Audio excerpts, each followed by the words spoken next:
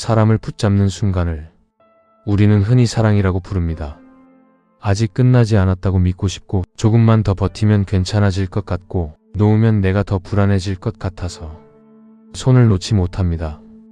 그런데 가만히 들여다보면 우리가 붙잡고 있는 것은 사람이 아니라 그 사람이 사라진 뒤에 남을 내 마음의 공백인 경우가 많습니다. 부처님께서는 사람을 놓지 못하는 마음을 미움이나 집착으로만 보지 않으셨습니다. 그분은 그 안에 있는 불안을 먼저 보셨습니다. 외로워질까봐, 혼자가 될까봐, 내 선택이 틀렸다는 것을 마주하게 될까봐 생기는 아주 조용한 두려움 말입니다. 그래서 오늘 이야기는 누군가를 나쁘다고 판단하기 위한 이야기가 아닙니다. 또 인연을 가볍게 끊으라는 말도 아닙니다. 오늘은 사람을 붙잡게 만드는 4가지 불안의 순간을 부처님의 가르침을 빌려 차분히 살펴보려 합니다. 이 불안은 사랑처럼 말하지만, 사랑을 닮지 않았고 책임처럼 보이지만 마음을 점점 지치게 만듭니다. 만약 지금 놓아야 할지 붙잡아야 할지 망설이는 인연이 있다면 그 질문을 사람에게 묻지 말고 먼저 이 질문부터 자기 마음에 던져보시길 바랍니다. 나는 이 인연 앞에서 평온한가 아니면 불안한가? 이 질문에서 오늘의 이야기는 시작됩니다. 사람을 붙잡게 되는 순간은 대개 큰 사건에서 시작되지 않습니다. 아주 사소한 불안에서 시작됩니다. 답장이 늦어졌을 때, 괜히 이유를 만들어주고 싶어지고, 말투가 조금 달라졌을 때 내가 예민한가 하고 스스로를 먼저 의심합니다. 상대는 아무 말도 하지 않았는데 마음은 이미 한 발 앞서 가 있습니다. 혹시 내가 뭘 잘못한 건 아닐까? 혹시 이 관계가 멀어지는 건 아닐까? 그래서 우리는 묻지 않아도 될 말을 꺼내고 굳이 하지 않아도 될 설명을 덧붙입니다. 관계를 지키기 위해서라고 생각하지만 사실은 불안을 잠재우기 위해 움직이고 있는 경우가 많습니다. 부처님께서는 이런 마음의 움직임을 사랑이나 집착으로 먼저 부르지 않으셨습니다. 그보다 먼저 두려움이 먼저 일어났는가를 살피셨습니다. 불안이 앞설 때 사람은 관계를 바라보지 못합니다. 대신 관계를 통해 자기 마음을 진정시키려 합니다. 상대의 반응 하나에 마음이 오르내리고 확신이 없어질수록 더 가까이 가려 합니다. 아이러니하게도 이때부터 관계는 편안해지기보다 조심스러워집니다. 웃고 있어도, 마음은 긴장해 있고, 함께 있어도 자꾸 상대의 표정을 읽게 됩니다. 부처님은 이 상태를 사랑의 깊이로 보지 않으셨습니다. 오히려 마음이 자기 자리를 잃어가고 있다는 신호로 보셨습니다. 불안은 관계를 망치기 위해 나타나는 것이 아니라 마음을 살피라고 보내지는 신호입니다. 문제는 우리가 그 신호를 붙잡아야 할 이유로 잘못 해석할 때 생깁니다. 이 불안이 어떻게 사람을 붙잡는 선택으로 이어지는지 그 과정을 조금 더 깊이 들여다보겠습니다. 불안은 가만히 있지 못하는 마음입니다. 확신이 없을 때 사람은 선택하지 못하고 대신 버텨보는 쪽을 택합니다. 그래서 불안은 참음이라는 얼굴을 빌려 나옵니다. 이 정도는 괜찮아. 내가 조금 더 이해하면 되지. 지금은 예민해서 그런 거야. 이 말들은 상대를 위해 하는 말처럼 보이지만 실은 내 마음을 달래기 위해 스스로에게 거는 주문에 가깝습니다.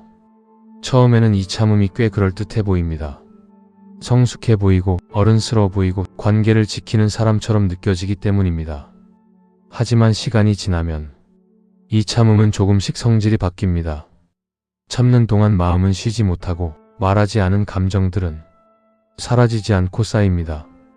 괜찮다고 넘긴 말, 웃으며 삼킨 기분, 이해한다고 덮어둔 불편함은 마음 어딘가에 작은 긴장으로 남습니다.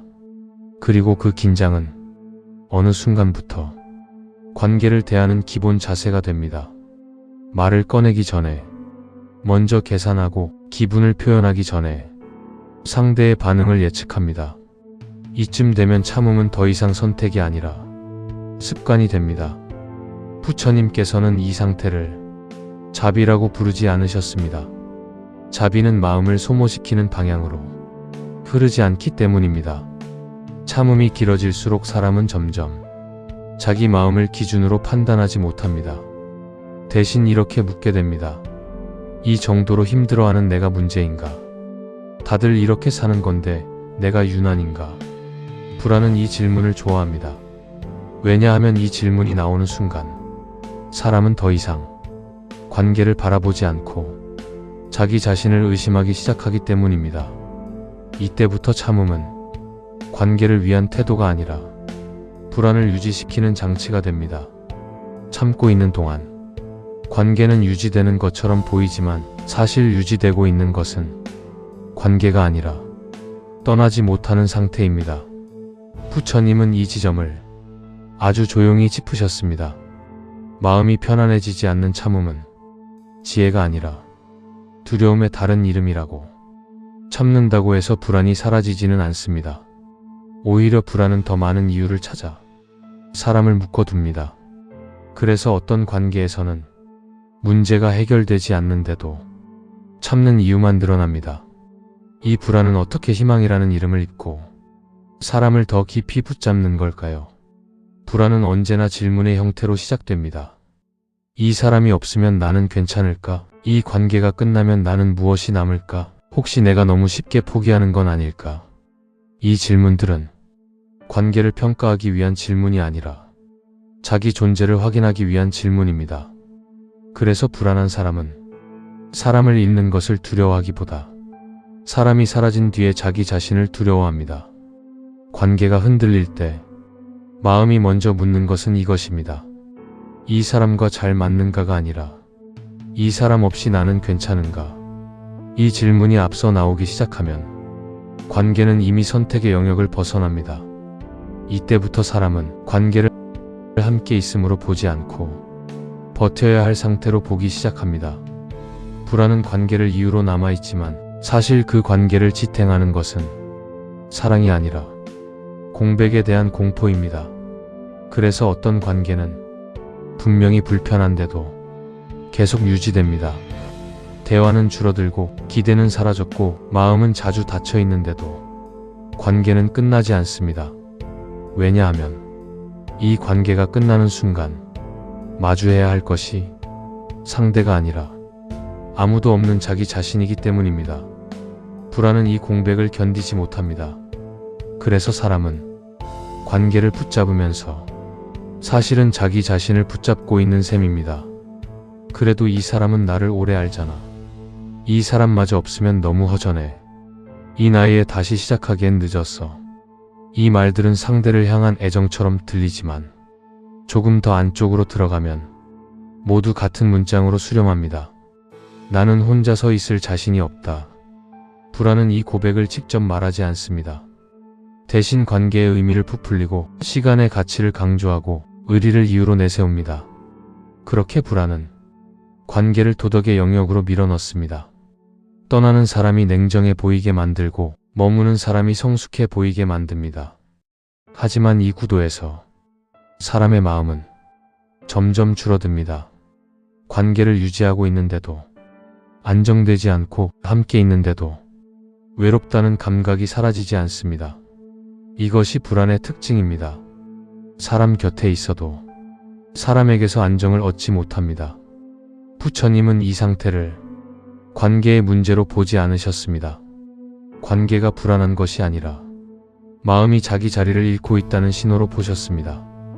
불안은 사람을 원해서 생기는 감정이 아니라 자기 자신과 떨어져 있을 때 생기는 감정이기 때문입니다. 그래서 불안한 관계에서는 상대가 달라져도 마음이 편해지지 않습니다.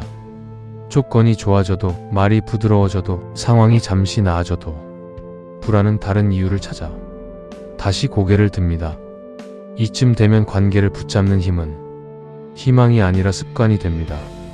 불안은 이 습관을 조금만 더 버텨보자라는 말로 계속 연장시킵니다.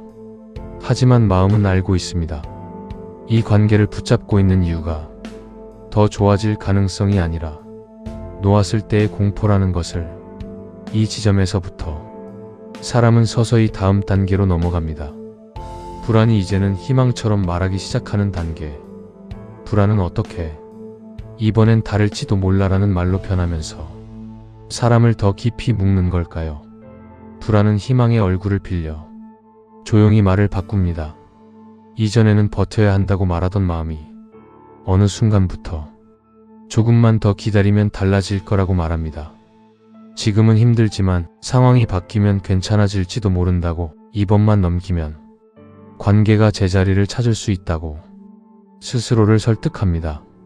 이 희망은 미래를 향한 기대처럼 보이지만 실은 현재를 견디기 위한 장치에 가깝습니다. 불안은 지금을 그대로 바라보지 못하게 만들고 아직 오지 않은 가능성에 마음을 걸게 합니다. 그래서 사람은 이미 여러 번 확인한 신호를 애써 다시 해석합니다. 반복되던 말이 이번에는 다르게 들릴 것 같고, 늘 미뤄지던 약속이 이번에는 지켜질 것 같고, 상처가 되었던 장면이 이번에는 의미 있는 과정처럼 느껴집니다. 하지만 이 기대는 상대를 향한 신뢰라기보다 자기 불안을 달래기 위한 상상에 가깝습니다. 불안은 확실한 것을 싫어합니다. 확실하다는 것은 결정을 요구하기 때문입니다. 그래서 불안은 모호함을 붙잡습니다. 아직 정리되지 않은 말, 완전히 끝나지 않은 감정, 애매하게 남아있는 가능성.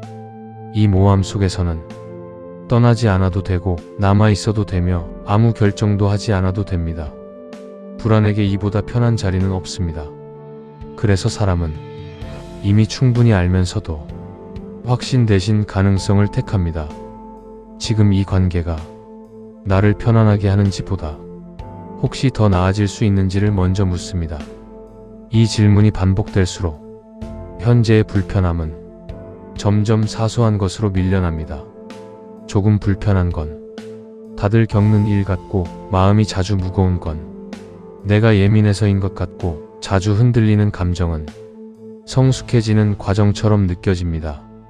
하지만 마음은 그렇게 쉽게 속지 않습니다. 기대가 커질수록 실망은 더 빠르게 찾아오고, 실망이 반복될수록 자기 자신을 탓하는 마음이 자랍니다. 왜 나는 아직도 이 정도일까? 왜 나는 이 관계를 정리하지 못할까? 불안은 이 질문을 이용해 사람을 더 깊이 묶습니다. 관계가 문제인 것이 아니라 내가 부족해서 그렇다고 믿게 만들기 때문입니다. 이때부터 사람은 상대를 기다리는 동시에 자기 자신을 고치려 들기 시작합니다. 조금 더 이해하려 하고, 조금 더 맞추려 하고, 조금 더 나은 사람이 되면 관계도 달라질 거라 생각합니다. 하지만 이 노력의 방향은 밖을 향해 있는 듯 보여도 결국 안쪽에서 자기 자신을 깎아내리는 방식으로 흘러갑니다. 불안은 이 과정을 성장이라고 부릅니다. 그러나 마음이 점점 줄어들고 있다면 그것은 성장이라기보다 소모에 가깝습니다. 관계가 나를 넓혀주지 않고 계속 설명하게 만들고, 계속 증명하게 만들고, 계속 기다리게 만든다면 그 희망은 이미 불안의 다른 이름일 가능성이 큽니다. 이 단계에서 사람은 종종 이렇게 말합니다. 그래도 아직은 모르잖아. 하지만 사실 모르기 때문에 붙잡는 것이 아니라 알고 있기 때문에 결정을 미루고 있는지도 모릅니다. 마음은 이미 여러 번 같은 결론을 지나왔기 때문입니다. 이제 남은 것은 가능성이 아니라 용기입니다.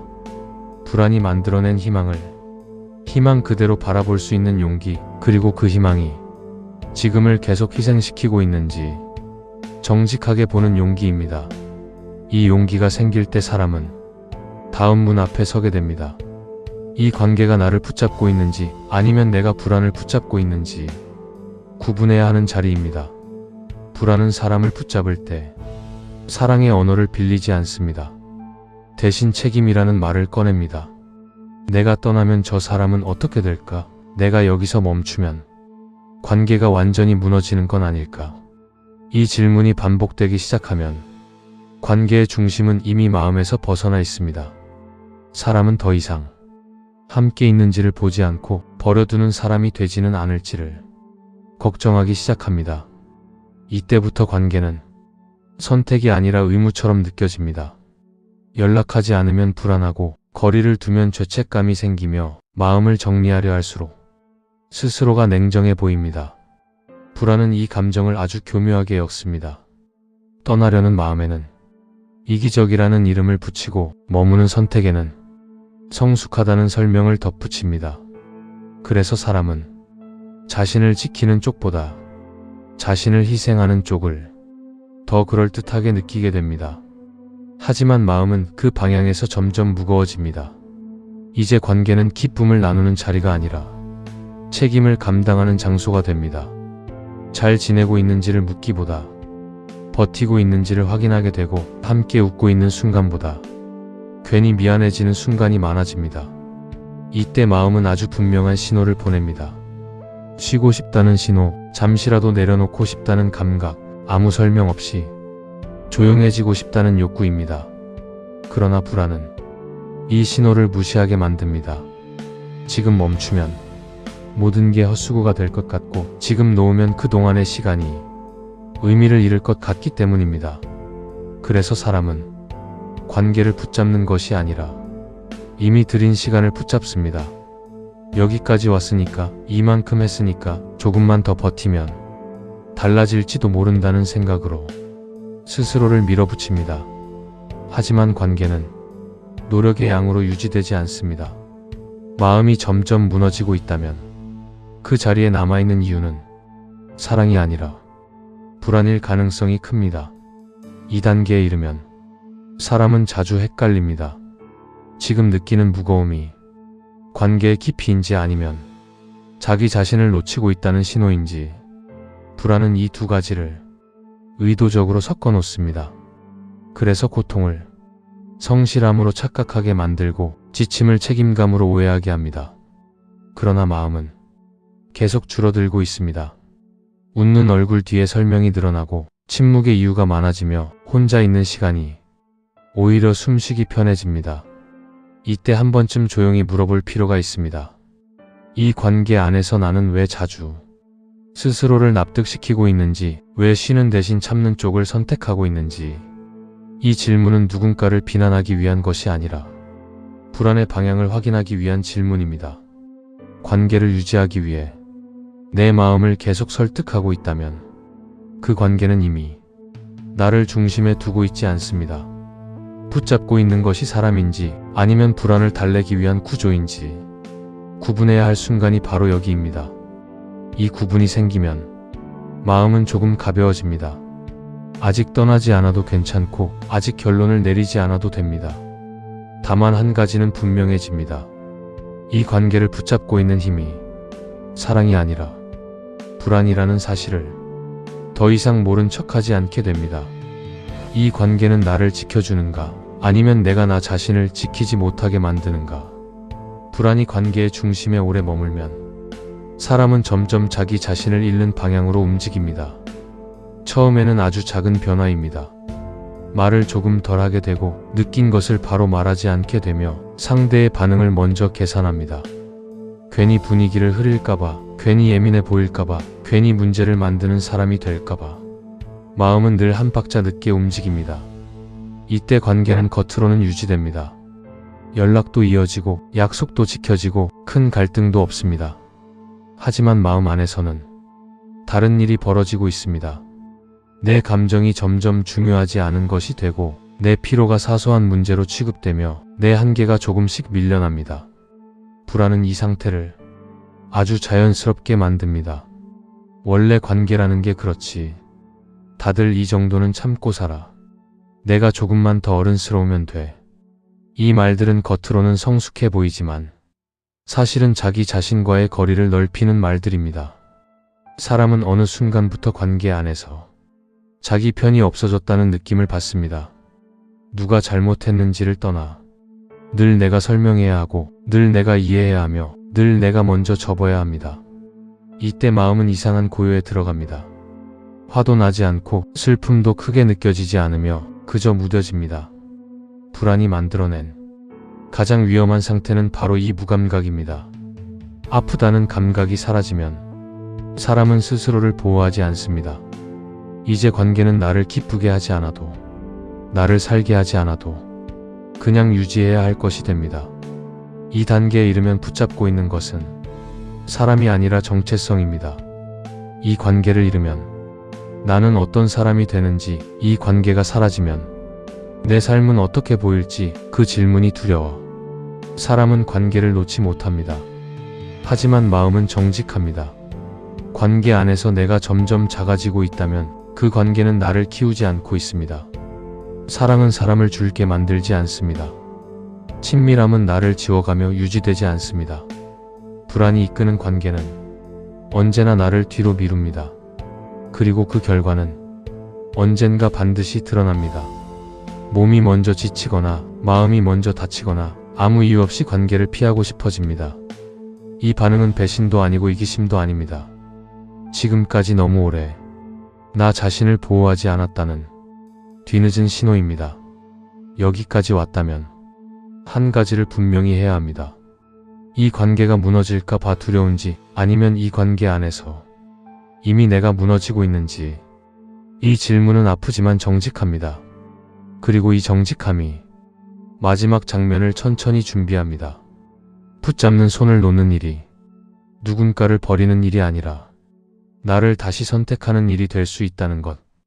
그 가능성 앞에 마음은 처음으로 조금 숨을 쉽니다. 불안을 기준으로 이어진 관계는 끝내 한 지점에 도착합니다. 더 애쓰면 유지될 것 같지만 애쓰지 않으면 무너질 것 같은 상태.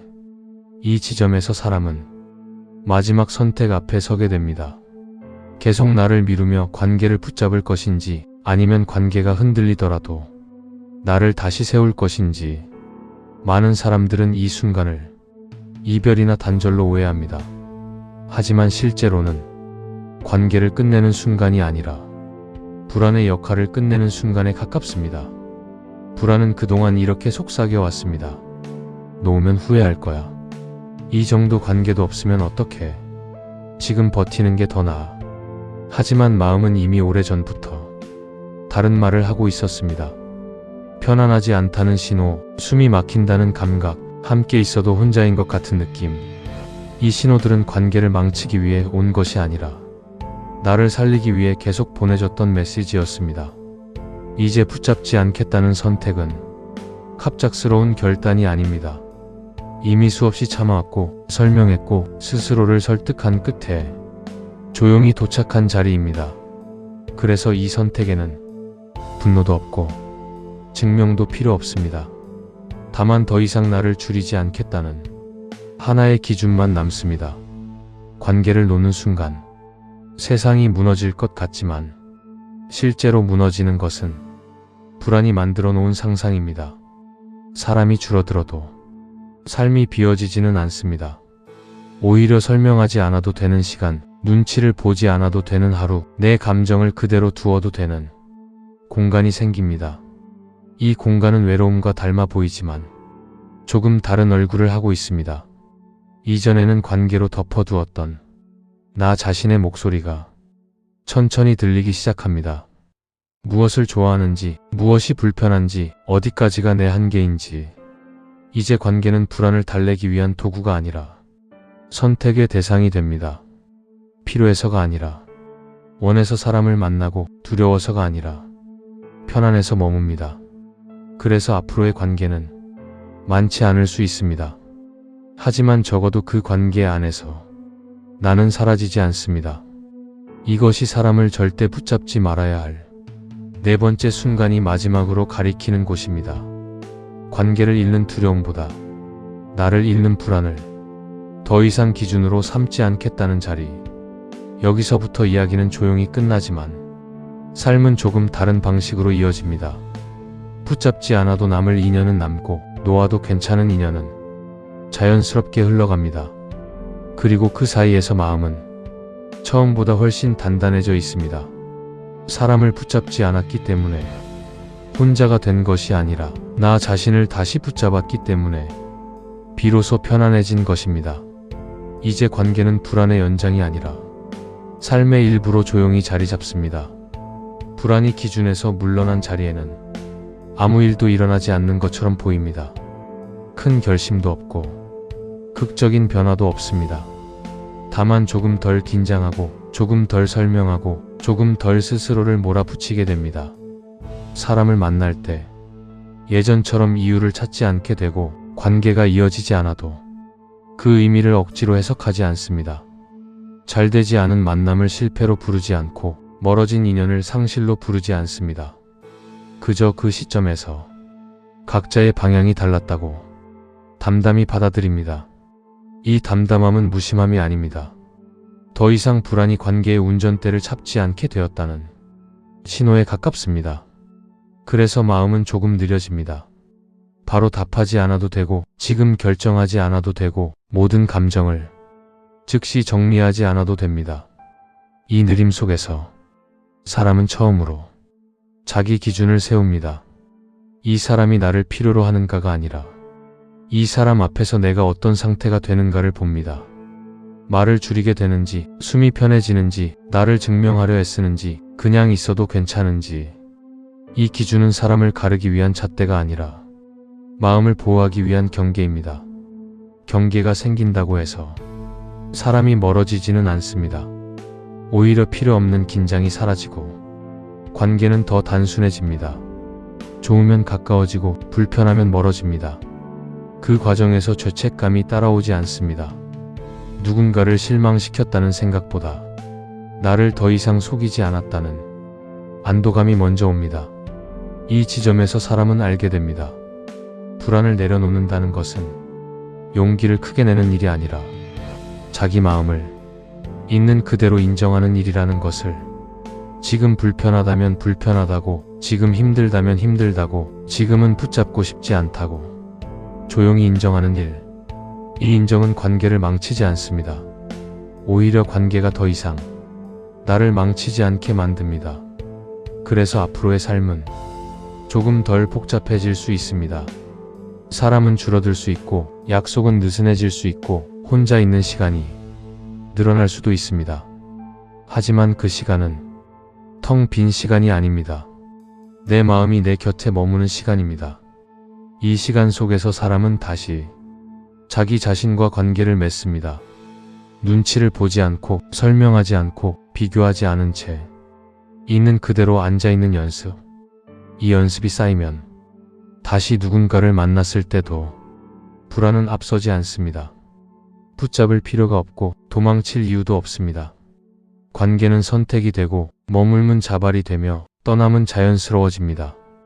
그래서 이 마지막 장은 어떤 결론을 내리기보다 하나의 상태를 남깁니다. 사람을 붙잡지 않아도 살 수 있다는 상태, 관계가 없어도 무너지지 않는 마음의 자리. 여기까지 왔다면 이미 충분히 잘 해오셨습니다. 불안을 기준으로 살던 시기를 지나 이제는 마음이 숨 쉴 수 있는 쪽을 조용히 선택할 수 있게 되었기 때문입니다. 이제 관계는 당신을 증명하지 않아도 됩니다. 당신은 이미 당신으로 충분하기 때문입니다. 오늘 이야기가 당신의 마음에 잠시 숨고를 틈을 만들어 주었다면 그것으로 충분합니다. 관계를 붙잡느라 스스로를 다그치던 순간들 속에서 조금이라도 내 마음을 먼저 살펴봐도 괜찮겠다는 여유가 생겼다면 이 시간은 헛되지 않았습니다. 앞으로도 불안이 아닌 마음의 방향을 기준으로 관계를 바라볼 수 있는 이야기들을 조용히 이어가려 합니다. 이런 이야기들이 당신의 일상에 작은 안정이 되어 주었다면 구독과 좋아요로 이 인연을 이어주셔도 좋겠습니다.